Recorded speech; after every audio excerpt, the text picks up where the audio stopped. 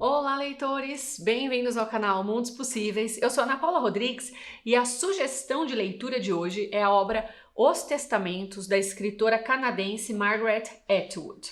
Bom, esse livro foi lançado em 2019, bem fresquinho, e ele é a continuação, digamos assim, do aclamado romance O Conto da Aia, publicado pela Margaret Atwood em 1985.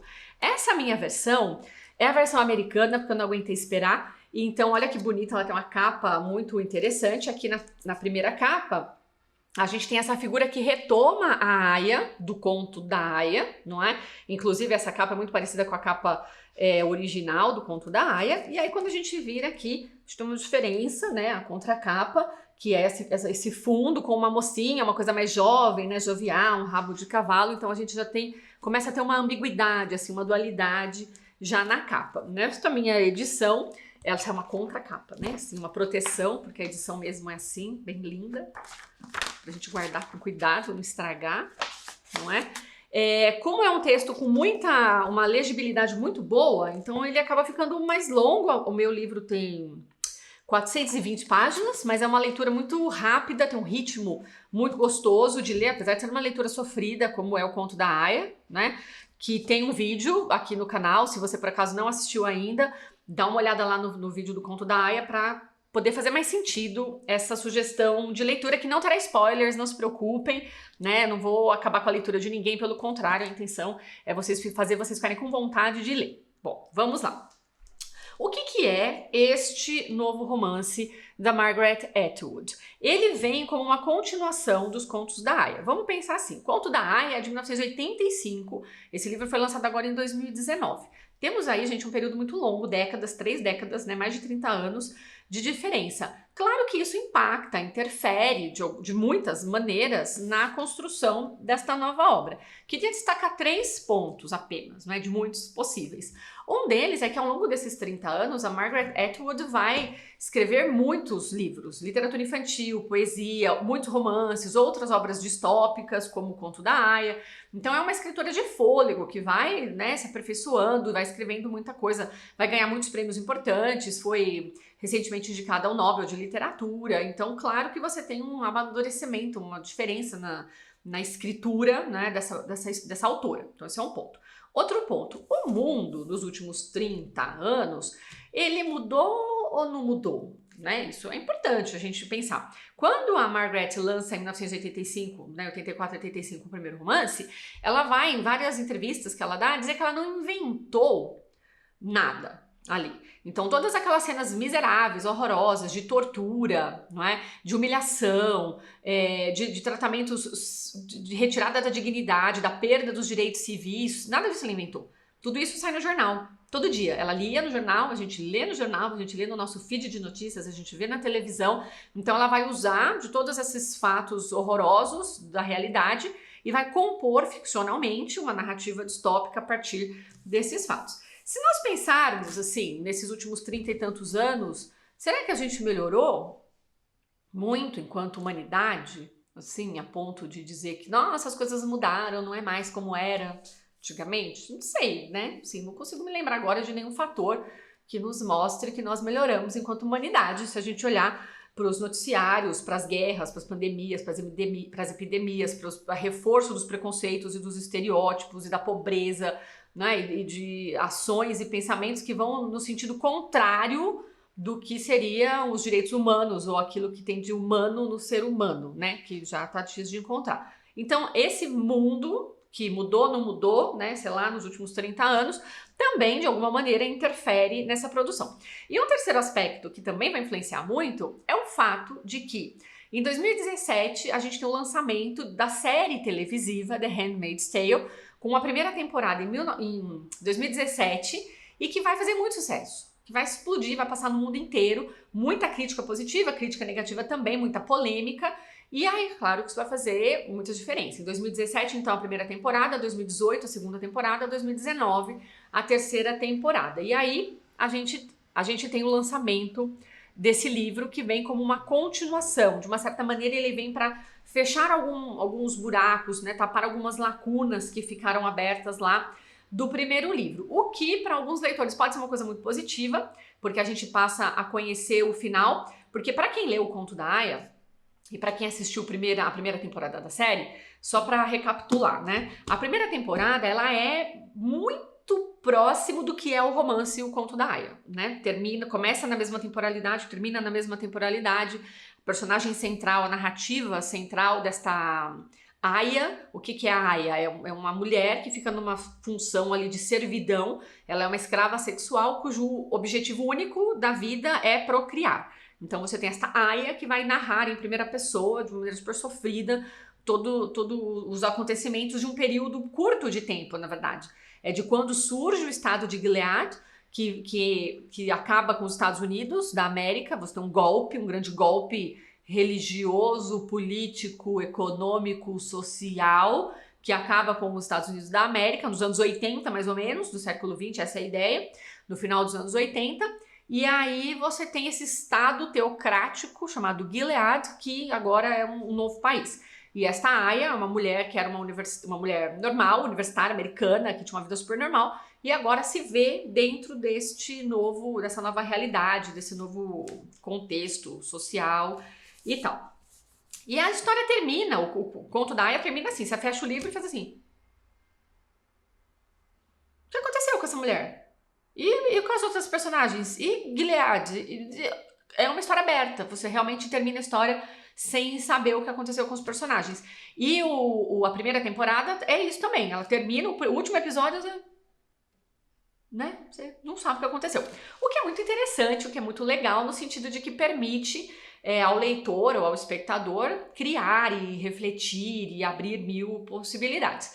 E aí, de uma certa maneira, esse livro vem para encerrar algumas histórias, não todas, tá? Não todas, tem muita gente que realmente vai sumir no mundo, a gente não sabe o que acontece, mas a gente chega ao que seria, a gente vai entender como é que Gilead se desenvolve, como é que esse estado vai atingir o seu auge, digamos assim, e depois a sua derrocada. Então a gente passa a entender o que acontece com Gilead, que no primeiro livro não ficava claro.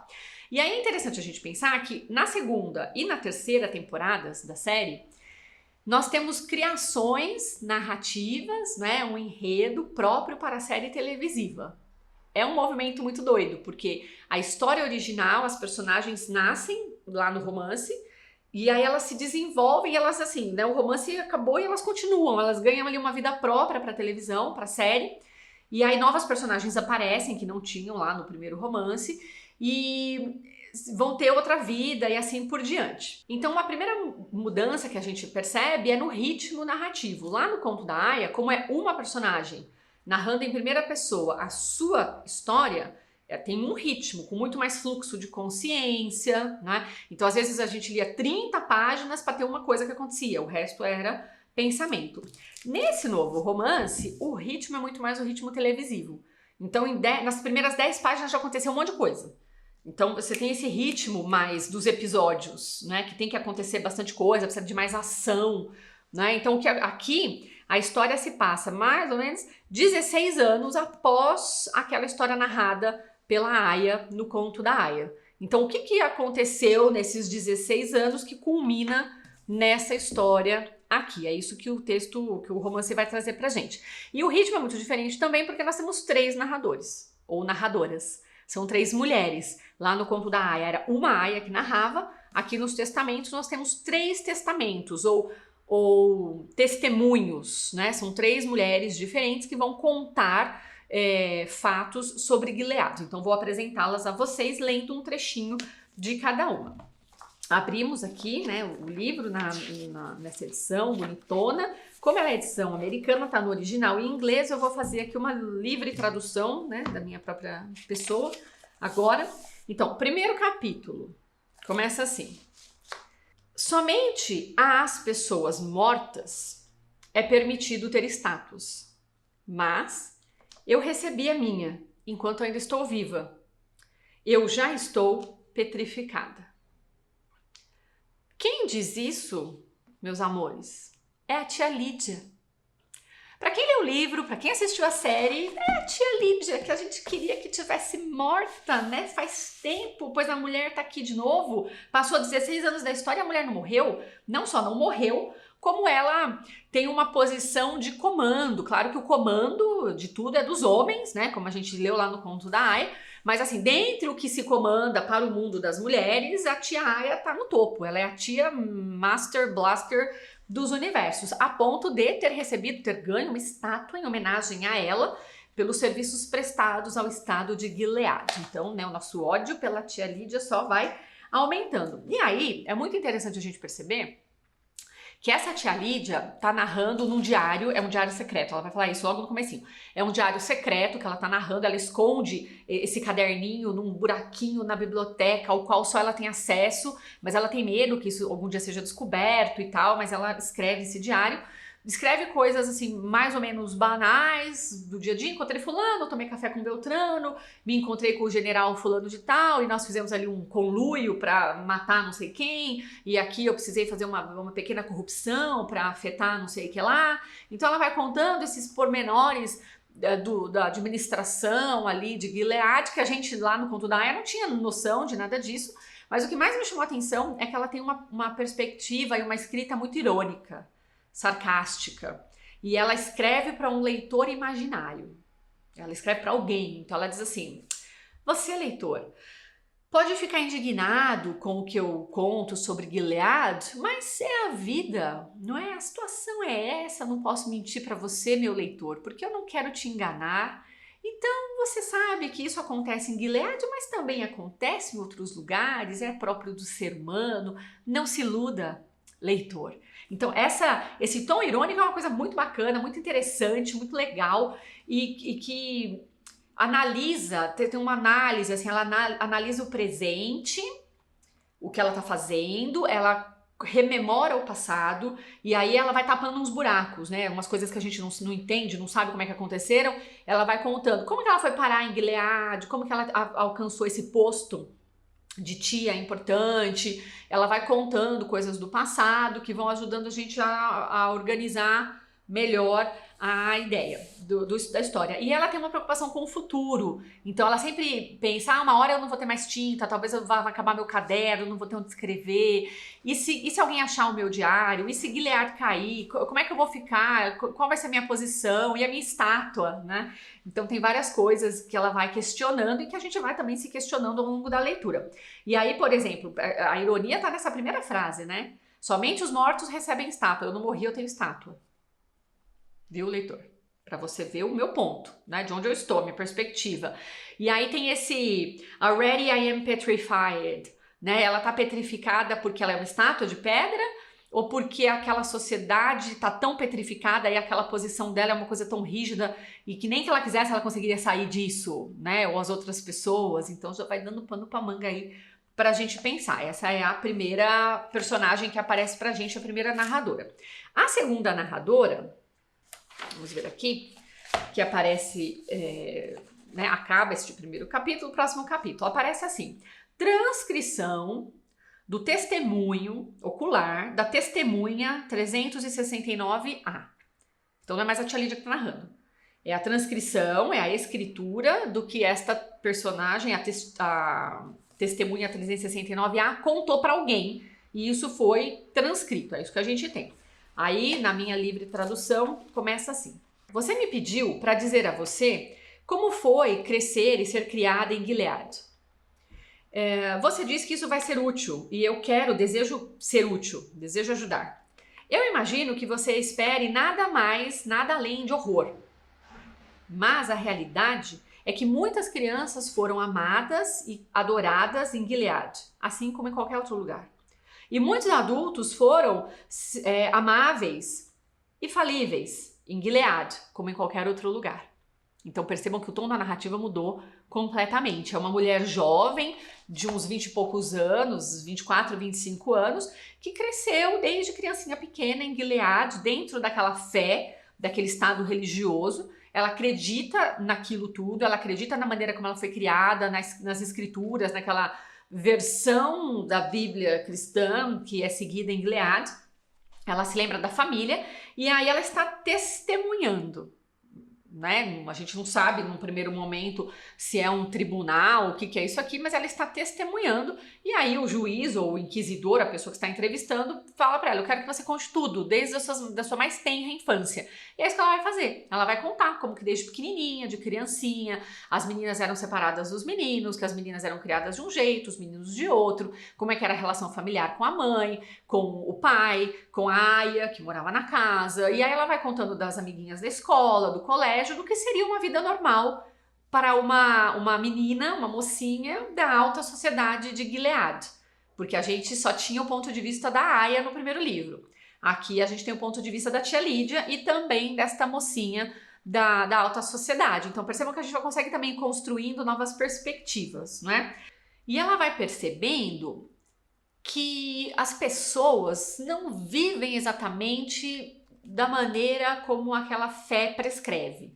Então ela vive, ela acredita naquilo, mas ela começa a perceber que pequenos assédios, né, que vão se transformar em grandes assédios, que vão se transformar em violência sexual, que todos aqueles homens do comando, e não só os homens do comando, mas em todas as esferas, né, tem o pai, tem o médico, tem o motorista, tem o general, tem o comandante, todos os homens têm um poder sobre as mulheres que sai daquela coisa de os homens estão protegendo as mulheres, né? Então ela começa a perceber que as agressões elas vêm de todos os lugares e é claro que ela vai se sentir culpada, porque a vítima é colocada nesta posição de que a culpa é da vítima. Então ela é assediada pelo médico, ela é abusada pelo médico, mas ela não pode falar nada, porque a amiguinha é a filha do médico, mas e aí como é que fala? E a tia Lídia falou que o médico é uma pessoa importante e tem que confiar no médico, então essas coisas vão aparecendo, mas ela vai culpando, no estágio todo errado, né? Ela vai culpando as pessoas e não aquela fé, ela não perde a fé. Ela tem a fé assim meio balançada de vez em quando, mas ela é uma devota, ela está nos construindo a Gilead, não é? Na qual ela viveu. Bom, a terceira personagem que vai aparecer é uma outra mulher, vou ler aqui o pedacinho, né? O primeiro capítulo em que ela aparece, é o capítulo 7, e aí na minha livre aqui tradução, o capítulo começa assim. Eles dizem que eu sempre terei a cicatriz, mas eu estou muito melhor. Então sim, eu me sinto forte o suficiente para fazer isso agora. Você disse que gostaria que eu contasse tudo de como eu comecei, de como eu me envolvi nessa história toda. Então eu vou dizer, mas é difícil dizer como é que isso tudo começou. Né? Que história é essa? O que começou? Quem é essa moça? Ela é uma jovem, uma adolescente de uns 16 anos que vive no Canadá, a vida inteira no Canadá. Então ela tem um olhar, uma perspectiva sobre Gilead de quem está de fora. Então Gilead é matéria de escola. Ela vai para a escola e ela tem lá no ensino médio a disciplina de história da América do Norte e tem lá a disciplina da história da queda dos Estados Unidos e do surgimento de Gilead. Então ela tem um conhecimento teórico. Ela conhece Gilead a partir dos livros, dos documentários, de fotos, eventualmente, às quais ela teve acesso. Então percebam que são 3 maneiras muito distintas de contar a mesma história. Né? Talvez essa seja a grande sacada do romance. A Margaret Atwood escolhe 3 narradoras e não uma só. E aí cada narradora tem o seu estilo de narrar. Tia Lídia, super sarcástica, irônica, a testemunha 369, a devota, conta a partir de quem acredita naquela religião, de quem viveu aquela fé desde que nasceu, e de uma outra mulher que está fora, que nunca viveu nada disso, mas que conhece e se envolve com isso a partir do exterior, não é? De um outro ponto de partida. Então é interessante perceber que, claro, essas histórias de alguma maneira vão todas se juntar. E aí, como ela é adolescente, claro que ela tem dificuldade de obedecer às regras, de obedecer aos pais, não é? E isso, obviamente, vai levá-la aí para algum tipo de encrenca, porque é o que os adolescentes fazem, né? É a vida, tá certo, é a ordem natural das coisas. Bom, 3 pontos que eu gostaria de destacar, de chamar a atenção de vocês para quando vocês estiverem fazendo a leitura da obra. O primeiro deles é que, como eu disse no começo, o livro se propõe a retomar pontos que ficaram abertos, né, lacunas que foram deixadas no primeiro livro e na série. Então ele fecha alguns desses círculos, ou desses ciclos. Então a gente entende o ciclo Gilead, a gente entende o ciclo de algumas personagens, não todas, o que é muito positivo em vários aspectos. Outra coisa interessante é que o livro vai explorar personagens que que surgiram, que foram criados na série de TV. Não estavam lá no primeiro livro da Margaret Atwood. Então, para quem acompanhou a série, tem uma personagem super importante que é a Baby Nicole, que é essa bebezinha que surge lá no momento da segunda temporada, e que também a gente meio que não sabe o que vai acontecer com ela. E essa personagem, que não estava na obra original da Margaret Atwood, nasce na série e reaparece, vai se desenvolver de alguma maneira aqui. Outros personagens que também nasceram na série vão aparecer aqui. A própria tia... e aí o terceiro aspecto que eu queria chamar a atenção é o desenvolvimento dos personagens criadas pela Margaret no primeiro livro, como a tia Lídia. Então eu li o livro primeiro, vi aquela tia Lídia, aí assisti a série. E a tia Lídia, pra mim, virou a tia Lídia da série. É aquela atriz, que eu vou pôr aqui a foto no lugar. É aquela atriz sensacional, com aquela cara, com aquele jeito. Então, quando eu li a tia Lídia aqui, é a tia Lídia da série.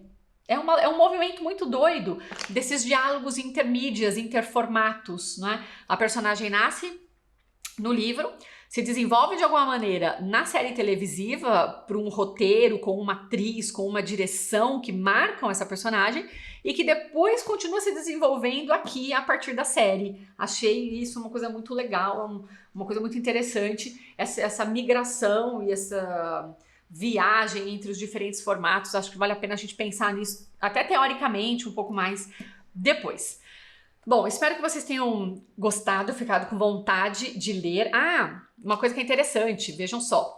A quarta temporada da série The Handmaid's Tale está já gravada, prevista para estrear agora em 2020, e Os Testamentos já está sendo roteirizado para vir na sequência. Então já está em pré-produção. Isso aqui é muito interessante pensar no ritmo. É um ritmo de leitura que é quase o ritmo da série, porque isso aqui vai virar série. Daqui 2 anos eu vou fazer outro vídeo para falar da série, se a gente gostou ou não gostou. Então, curtam o livro, curtam o vídeo, compartilhem nas suas redes sociais e eu espero vocês na próxima leitura.